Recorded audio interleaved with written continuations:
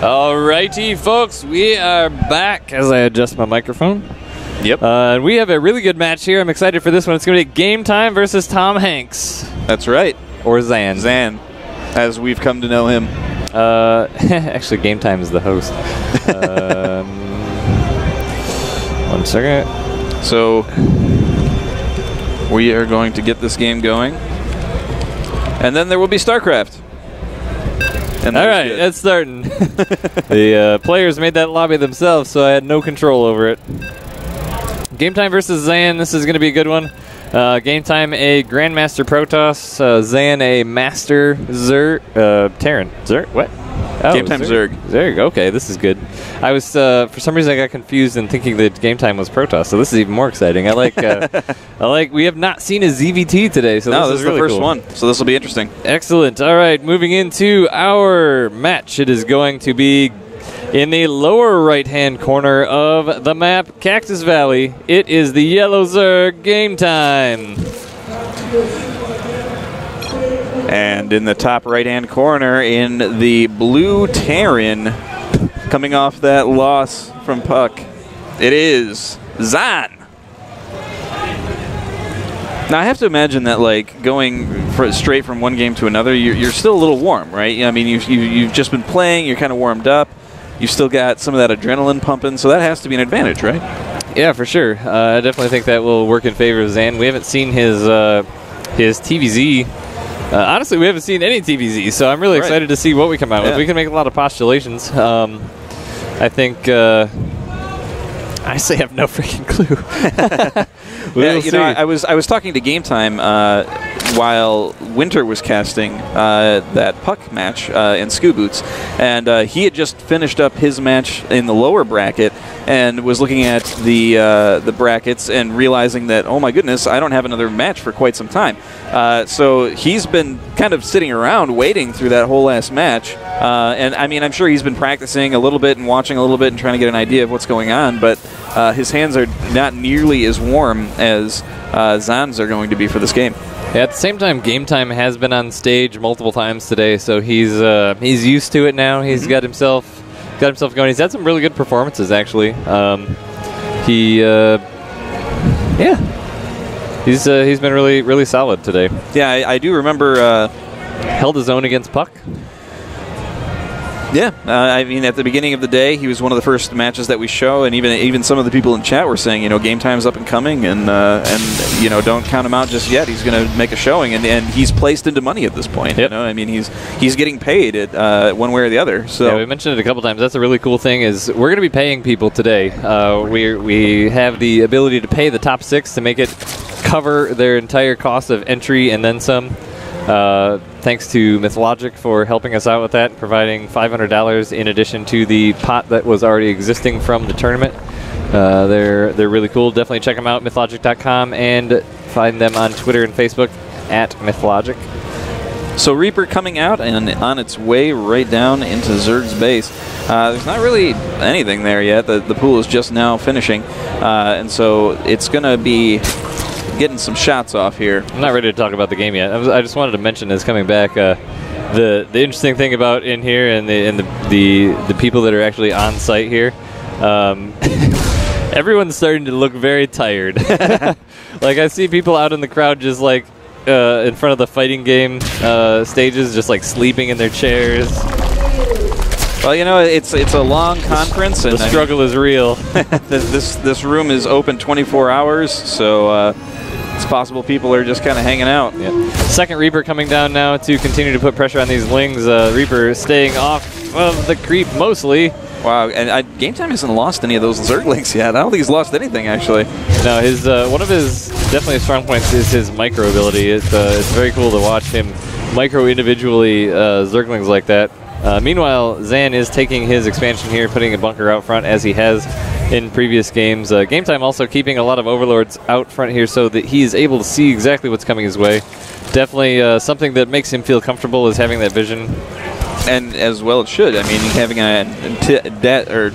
tabs on your opponent, knowing what they're going to be doing, now, definitely a boon. 2 Reapers having a party here. So they're going to regen some HP before deciding which area to attack from this time. I'm going to poll the audience here. Give me a thumbs up if the in-game sounds are a good level for you guys. They sound a little loud on my end, but I don't want to quite adjust it because sometimes what I hear isn't always what the stream hears. So if the game sounds are sounding good to you guys, let me know. If not, let me know also.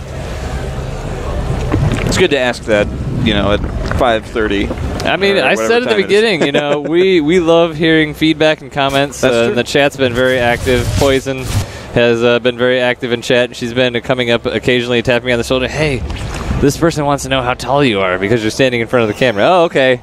The chat is definitely involved, and that's honestly one of the coolest things about stuff like this is just having the chat involved in what's going on. Very cool. Also, participants that are willing to participate with the chat as well. So Queen's coming around trying to take care. One of those Reapers goes down.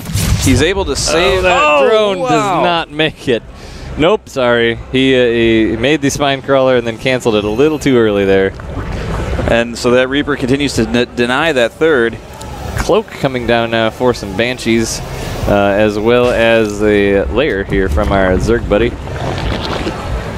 So both Reapers have died at this point, and that third base is forthcoming. Yeah, I haven't seen a third base yet. Hellions coming on down. Yeah, they're a little late to the party, I think, though. There's a welcoming committee here. Oh no, they go right past. They don't give a crap. They just went right on past the welcoming party, right into the main base, and they're going to roast some drones. It's drone barbecue time. They're going to have to get about 5, 6, 7 drone kills here to make it worthwhile. Getting up on 5, maybe need 2 or 3 more, and it might just be worthwhile. Killing 6 drones, I mean, worthwhile probably. Probably would have liked to get more than that, but I mean, he did time it just right so that the Hellions came right in as the roaches were spawning right next to both of the Queens. No big deal though. Cloaking is just finishing up. There's one Banshee in production. I don't see another one. There's one other Hellion kind of poking around here. Does have a nice little wall out front. One Cloaked Banshee now in the main base. Not a lot that he can do. It's just out of the sight range of that Spore Crawler. That'd actually be pretty rough if he ended up taking out this Extractor here. That would impact the mining ability for quite some time, but now the Overseer's coming in. These Queens might be able... That is a pretty low health Banshee, so they will be able to take that out just before the Extractor goes down. So that Overseer coming in just in the nick of time, and Gametime now creeping up that third base. Galil Reconstitution about to be done for some roach speed. Hellions coming in just as a drone transfer is happening. Luckily he had 4 roaches down there to be able to hold those off. For those of you paying attention to the bracket, you can type exclamation point brackets in the chat to view our challenge bracket. We're going to be playing up until losers round 6 today.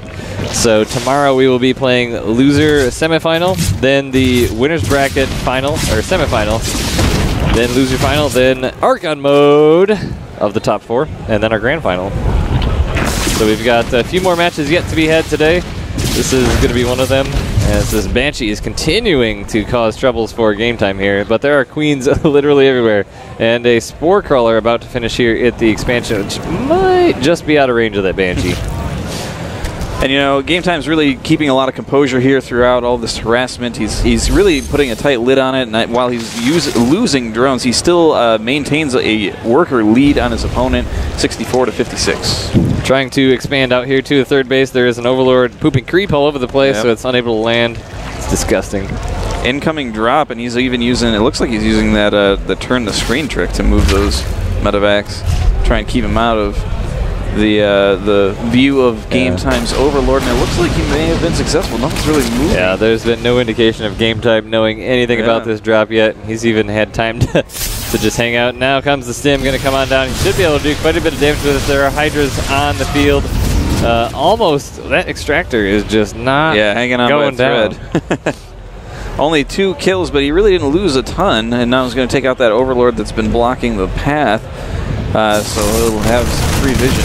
Another Overlord's going to be going down. Drops the units out of the medevac there to take out that Overlord. Looks like Gametime going to be expanding out here in the front here shortly. Does have +2 Carapace about to finish up here, as well as Hydralisk speed. So once that finishes, these guys will be moving pretty fast here across the map. There are 2 Widow Mines that are just hanging out here, just waiting to be triggered. Yeah, Zan really has like a lot of vision here. He knows where his opponent's at and where the potential areas that he could move from are. But he's going to be getting ready to move back in here, making sure all of his units are tip-top health, and stimming forward, going to grab that extractor finally and get some drone kills here too. It depends on which way he goes here, but these Widow Mines are going to be rough. Another drop in the main base, killing quite a few drones. 7 drones going down.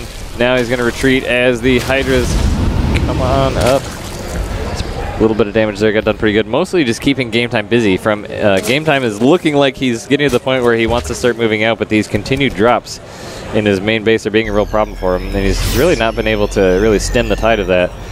Oh, the units are going around the Widow Mines there. Fortunately, looks like a Banshee taking some whacks at the 3rd base there. Meanwhile, some Marines moving around the bottom side of the map as Gametime is trying to move out here. 3 roaches up front, going to get taken out. Widow Mines need to burrow quickly. 2 of them are going to go. 3 of them are going to go down. Oh, all 4.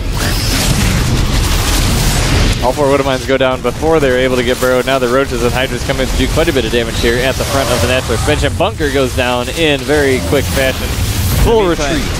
Zan is still moving that drop back into the main of Gametime, so he's trying to do as much damage as he can. There's really nothing back here to stop him, but Zan is just a force to be reckoned with these roaches and Hydras moving right in, taking down that 3rd base. But dropping the main base once again here as Gametime has moved out, doing quite a bit more drone damage. 11 more drones killed as Gametime is like, screw it, just going in for it in the natural expansion here. All the SCV's been pulled.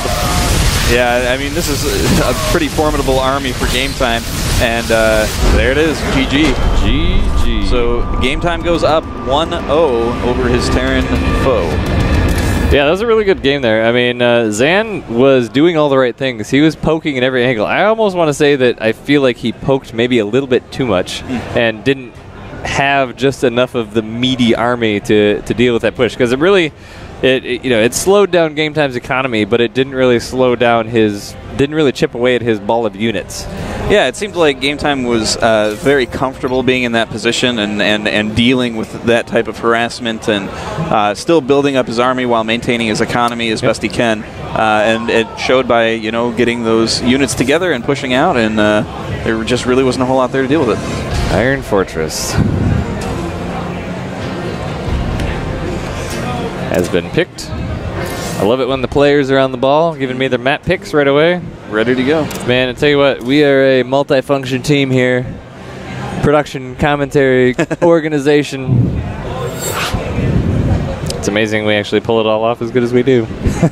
But we do have help, Bubba Raleigh and Fuzzy Waffles here helping us out today and making sure the tournament runs smoothly behind the scenes, and setting up some of these, getting the players ready and corralled, like herding people around and making sure they're where they need to be when they need to be there. So big thanks to them. Yep, absolutely.